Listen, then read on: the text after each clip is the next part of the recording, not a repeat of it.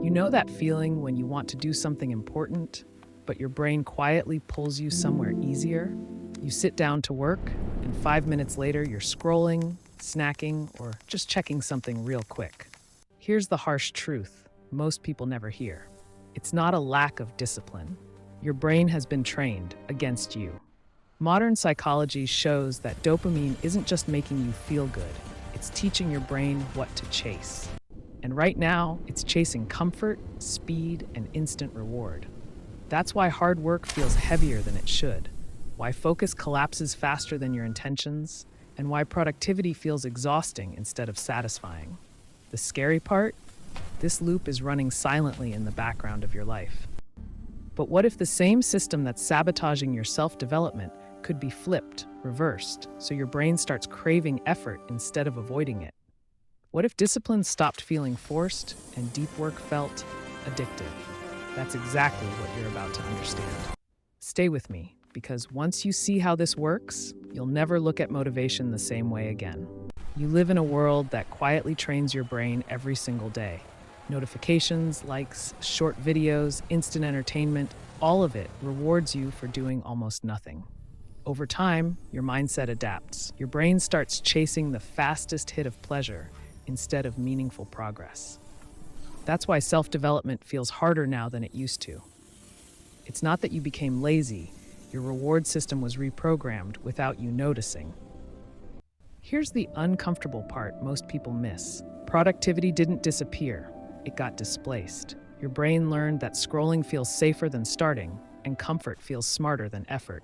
The harder a task looks, the less dopamine your brain predicts, so it pushes you toward easy wins instead. That's how discipline slowly erodes, even in motivated people. This isn't a character flaw. It's neuroadaptation doing exactly what it was designed to do. And notice how sneaky this trap is. You still feel busy, but rarely deeply focused. Time management turns into task hopping, not real progress. You chase outcomes, the praise, the result, the finish line, but avoid the process that actually creates personal growth. That's why so many people say, I know what to do, I just can't start. Their brain is addicted to the reward, not the work. But here's the insight most people never hear. Willpower won't fix this. Trying harder only creates frustration because the system itself is misaligned. The real solution starts when you stop fighting your brain and start retraining it. There is a way to flip this pattern, a way to make effort itself feel rewarding. And once you understand how dopamine truly works, everything about mental focus and discipline starts to shift. Most people grow up believing dopamine is the pleasure chemical.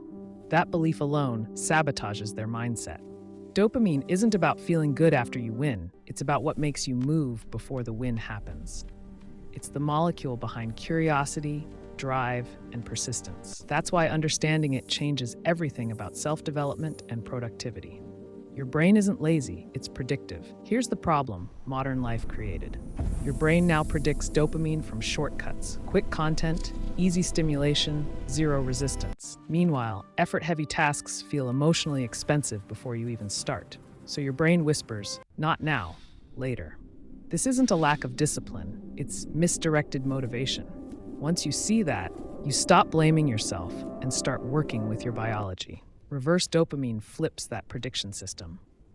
Instead of expecting reward after the task, you train your brain to anticipate reward during effort. The challenge itself becomes meaningful. This is how elite performers think, even if they don't know the science. They don't rely on mood, they rely on association. Effort stops being punishment and becomes identity. And this is where most people get it wrong. They wait to feel motivated before acting. But motivation follows action, not the other way around. Once your brain starts linking effort with internal reward, mental focus becomes sharper, and time management stops feeling forced. The real question becomes, how do you teach your brain to crave effort, not avoid it? Here's where science quietly dismantles a common myth. Your brain doesn't reward comfort, it rewards progress. Research in behavioral neuroscience shows that dopamine spikes when you overcome resistance, even in small doses. That's why finishing something hard feels different than consuming something easy. One builds personal growth, the other just fills time. Your brain knows the difference, even when you don't. Think about athletes, artists, or surgeons. They don't love effort because they're special. They love it because their brains learn to associate struggle with meaning. Training, repetition, and discomfort became signals of identity. Over time, effort itself triggers motivation. That same mechanism applies to productivity, learning, and mental focus. It's biology, not personality.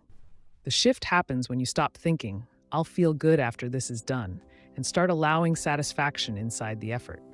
That could mean noticing clarity after 10 focused minutes, or pride after resisting distraction. Even simple acts like completing a focused reading session from books such as Deep Work by Cal Newport strengthen this loop. The reward isn't loud, it's durable. Once effort becomes rewarding, discipline stops feeling heavy. You don't need hype or external pressure to start. Your brain begins to seek challenge instead of avoiding it. And that's the turning point most people never reach, because no one shows them how to install this loop intentionally. That's exactly where application begins. Most people sabotage their productivity before they even begin by aiming too high, too fast. The brain looks at a massive task and instantly predicts pain instead of progress. That's where momentum dies. The micro-win method works because it shrinks resistance to almost zero. Instead of asking for discipline, it asks for permission to start, and your brain loves that. Here's how this rewires your mindset. When you break a task into absurdly small steps, each completion releases a tiny dopamine signal. Open the document. Write one sentence. Create a rough outline. These wins may feel insignificant, but neurologically, they stack. Your brain starts associating action with reward instead of stress. That's self-development at the level that actually sticks. This method is powerful because it restores mental focus without forcing it. You stop negotiating with yourself. You simply move.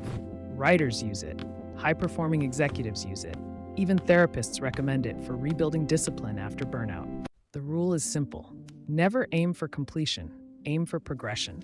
Progress is what trains the reward system. Over time, something unexpected happens. Starting stops feeling heavy. The brain begins to crave the act of moving forward, not the finish line. Time management improves naturally because friction disappears. But micro wins alone aren't enough. Without a feedback loop, motivation still fades. That's where the next layer comes in. Now let's layer something powerful on top of micro wins. Immediate feedback. The brain thrives on visible progress. That's why video games are addictive. Clear missions, instant rewards, measurable growth. But here's the twist. You can use the same psychology for self-development and productivity. Instead of being played by systems, you design your own. Set a timer for 25 minutes. No distractions. One task. When the timer ends, stand up, breathe, maybe take a short walk. Not a scroll break. That small ritual closes the loop between effort and reward. Your brain starts expecting satisfaction at the end of focused work. Over time, mental focus sharpens because your brain trusts the process. Track your progress visually. Use a notebook, a habit tracker, or even a whiteboard with check marks. Compete against yesterday's version of you. Not someone on social media, just you. That simple shift builds discipline without ego. It turns time management into a game of improvement instead of survival. And here's where it gets interesting. Once you see progress accumulating, your mindset changes subtly. Work feels lighter, not because it is easier, but because it feels structured. But there's still a deeper layer most people avoid, the uncomfortable part where instant gratification must be confronted directly. That's where true rewiring begins. This is where most people quit, not because it's complicated, but because it's uncomfortable. Your brain is wired to seek relief fast.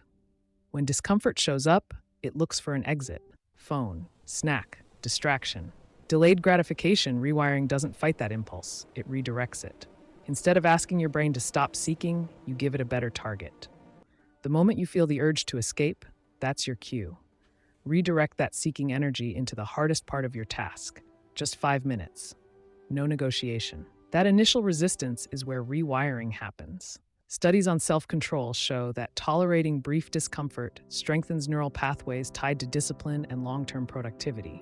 You're literally training resilience, not forcing it. At first, it feels awkward. Your brain protests. But then something shifts. The discomfort fades faster. Focus stabilizes. You begin to feel a quiet satisfaction.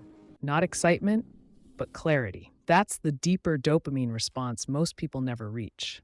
This is how mental focus stops being fragile and starts becoming reliable. Over time, your mindset changes identity level. You don't just do hard things, you become someone who expects growth from effort. That's when personal growth accelerates without burnout. And once this rewiring locks in, something surprising happens to your productivity. It compresses time in a way most people can't explain. When you apply reverse dopamine consistently, productivity stops being something you chase and starts becoming something you access. Your brain no longer asks, "Is this fun?" It asks, "Is this meaningful?" That shift alone transforms mindset, and mental focus. You stop forcing long hours and start entering deeper states of work naturally, not hustle, alignment. Here's what science quietly confirms. Sustained productivity isn't about intensity, it's about neurological trust. When your brain trusts that effort leads to reward, it stays engaged longer with less fatigue.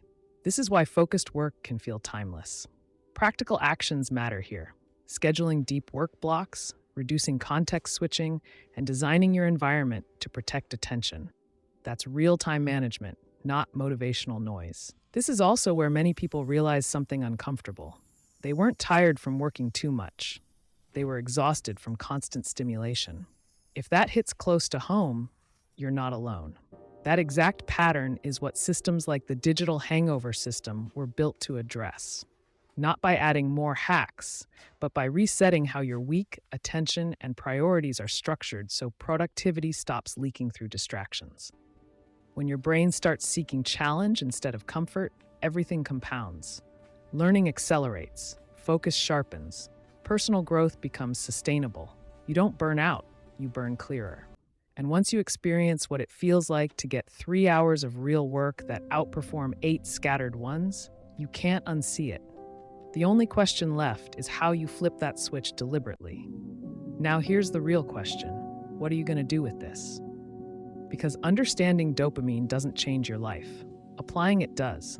So ask yourself honestly, where are you still choosing comfort over growth? Where does your productivity look busy, but your progress feels shallow? Pick one task today, just one, and apply what you learned. Shrink it, focus on effort, delay the escape. That's how discipline is rebuilt in real life. If this hit you, good. It means your brain recognized a truth it can't unsee anymore. But here's the thing most people miss. Rewiring dopamine helps you love hard work. Yet many people still feel overwhelmed because they're carrying everything alone. Strength turns into isolation, independence turns into exhaustion, and that silently kills momentum. That's exactly why you need to watch the next video on your screen, The Trap of Hyper-Independence, Why Being Strong is Making You Weak. Because it's not enough to master your motivation.